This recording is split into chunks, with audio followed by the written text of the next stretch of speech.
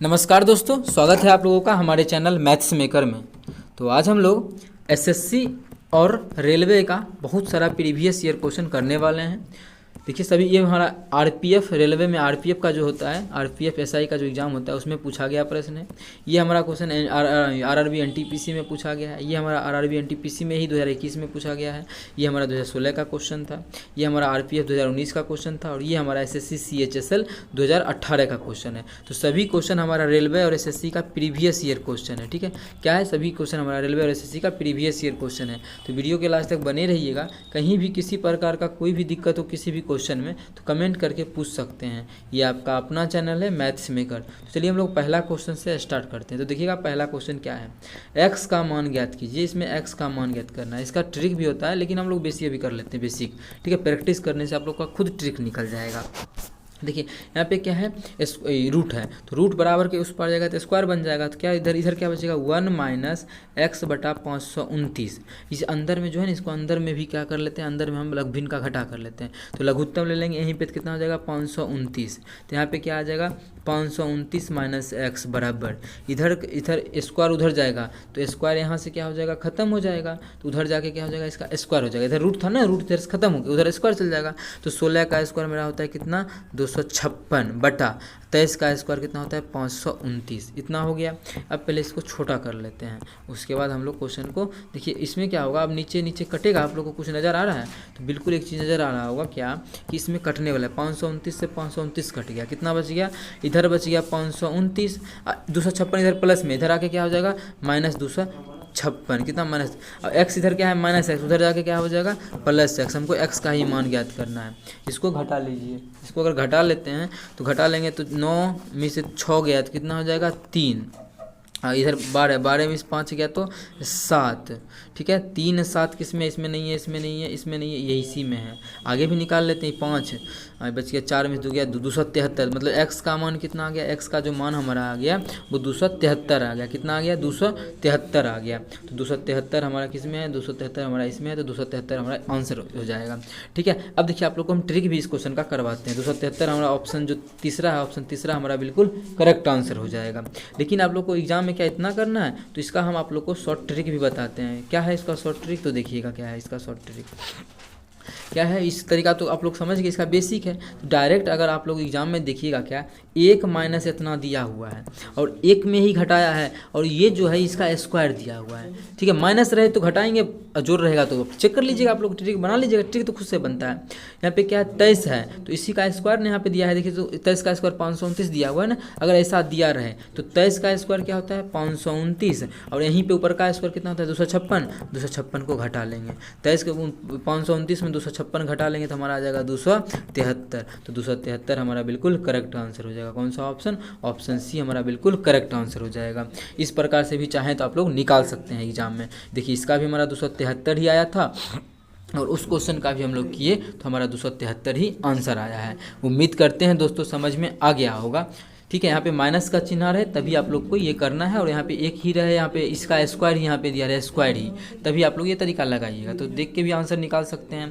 उम्मीद करते हैं दोस्तों समझ में आ गया होगा। कहीं भी किसी प्रकार का कोई भी दिक्कत हो किसी भी क्वेश्चन में तो कमेंट करके पूछ सकते हैं। ये आपका अपना चैनल है मैथ्स मेकर। ठीक है, तो देखिएगा अगला क्वेश्चन, क्वेश्चन नंबर 2 है, एक नए बजट में पेट्रोल की कीमत से 10% की वृद्धि की गई है।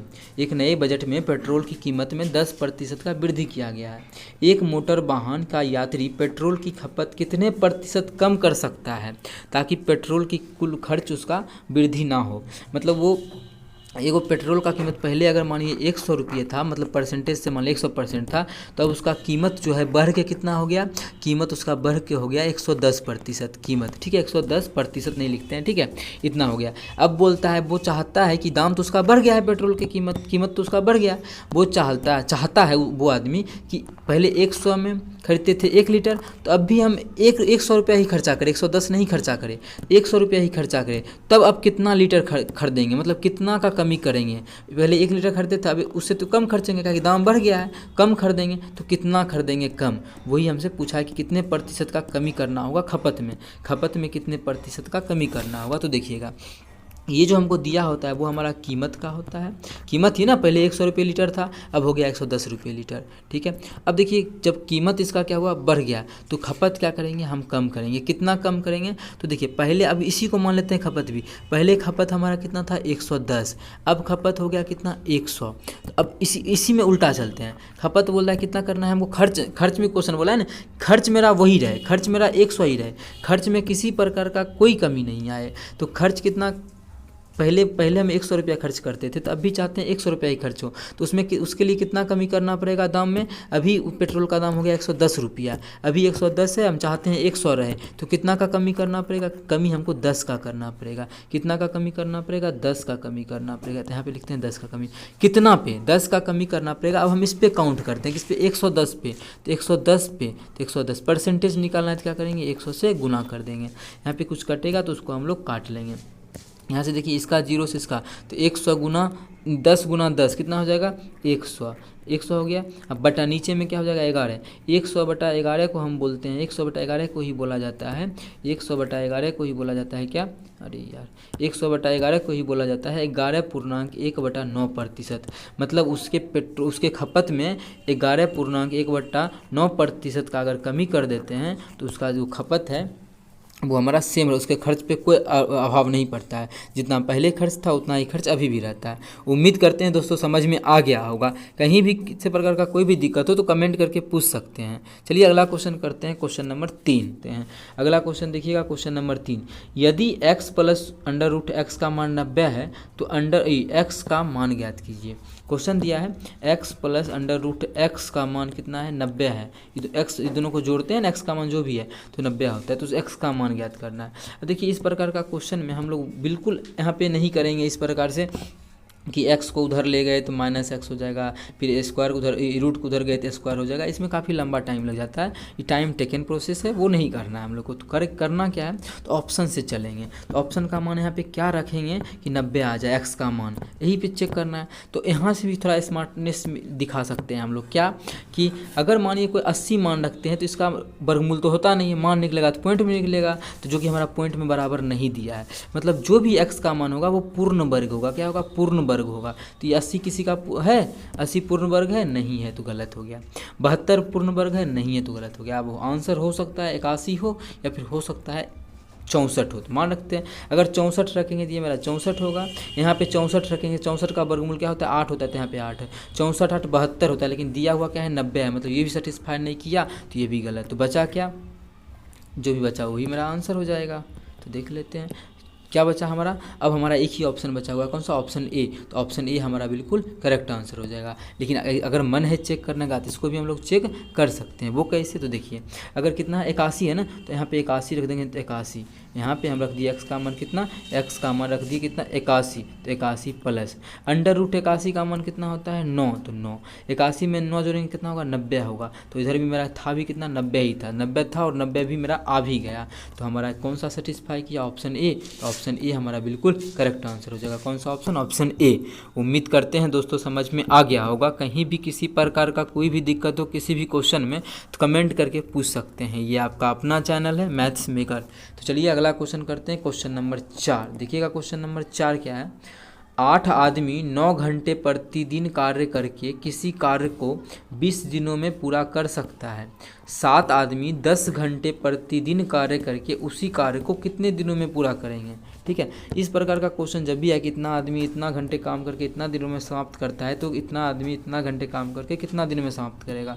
तो उसके लिए आप लोग को हम एक ही फार्मूला हमेशा के लिए बताए हुए हैं। कौन सा, MDH वाला। क्या होता है, M1 D1 H1 बटा W1 बराबर फार्मूला होता है M2 D2 H2 divided by W2। हमेशा जब भी यूज करते हैं तो आप लोग एक चीज़ समझाते थे, अगर मानिए घंटा नहीं दिया है, अगर घंटा H का मान नहीं दिया है तो H हमारा इधर से भी ख़त्म कर लेते हैं, इधर से भी ख़त्म करके इसी फॉर्मूला पे हम क्वेश्चन को कर लेते हैं। लेकिन इस क्वेश्चन में हमको H भी गिवन है। देखिए घंटा भी दिया है कि 9 घंटे प्रतिदिन काम करता है, घंटा भी गिवन है, तो घंटा पे हम लोग क्वेश्चन को बना लेते हैं। तो क्या बोला है, अब ये क्या है, M1 आदमियों की संख्या, दिनों की संख्या D और घंटा की संख्या H। तो इसी पे हम लोग बैठा लेते हैं। 8 आदमी, तो M का मान 8 आदमी गुना दिन कितना है घंटे करके 20 दिन में पूरा करता है, तो 20 दिन। एच का मान कितना है, 9 घंटे प्रतिदिन करता है, 9 घंटे। तो वही काम है, तो काम तो एक ही हिस्सा है, काम नहीं दिया तो एक ले लेंगे, और काम इधर भी एक लेंगे, उधर भी एक लेंगे, वही काम है ना, सेम काम है। अगर एक ही के लेना है तो उससे अच्छा है कि यहाँ भी हम रखते ही नहीं है W1 का मान। क्यों नहीं रखते, क्योंकि दिया हुआ ही नहीं, एक ही काम है। अरे यार एक ही काम है, इधर भी नहीं रखे W1, इधर भी नहीं रखे W1 का मान, तो यहाँ से भी खत्म, यहाँ से भी W1 खत्म, W2 खत्म, अगर दोनों तरफ से हटा दिए तो ये भी हमारा क्वेश्चन फॉर्मूला बन जाएगा। बट बराबर M2, दोसर क्या बोलते हैं, दोसर आदमी कितना है, बोलता है 7 आदमी, तो 7 आदमी गुना D2 कितना नहीं जानते, D2 निकालना है, कितना दिन काम करेगा, प्रतिदिन कितना घंटा, 10 घंटा काम करे, तो वही काम पूछा, वही काम है ना, मतलब इधरों एक काम इधरों एक काम, वही W1 W2 का मान एक एक आ गया, वही काम है, तो इसलिए एक था हटा, W का मन है तो रख भी सकते हैं, यहाँ से हम लोग चाहे तो काट सकते हैं, जो कटेगा, ठीक है, कटेगा ये 0 से मेरा इसका ये 0 खत्म, और कुछ नहीं कटेगा। इधर क्या होगा, 8 दूना 16 नमा 144, कितना हो गया 144, इधर क्या हो गया बटा 7, 144 बटा 7 दिन में वो ख़त्म कर देगा। प्रतिदिन अगर कितना 7 आदमी 10 घंटा प्रतिदिन काम करे तो कितना दिन में ख़त्म कर लेगा, 144 बटा 7 दिन में। तो कौन सा ऑप्शन हो जाएगा हमारा, ऑप्शन डी हमारा बिल्कुल करेक्ट आंसर हो जाएगा। कौन सा ऑप्शन, ऑप्शन डी। उम्मीद करते हैं दोस्तों समझ में आ गया होगा। कहीं भी किसी प्रकार का कोई भी दिक्कत हो किसी भी क्वेश्चन में तो कमेंट करके पूछ सकते हैं। ये आपका अपना चैनल है मैथ्स मेकर। तो चलिए मिलेंगे नेक्स्ट वीडियो में इसी प्रकार का बेहतरीन क्वेश्चन लेके। Thank you.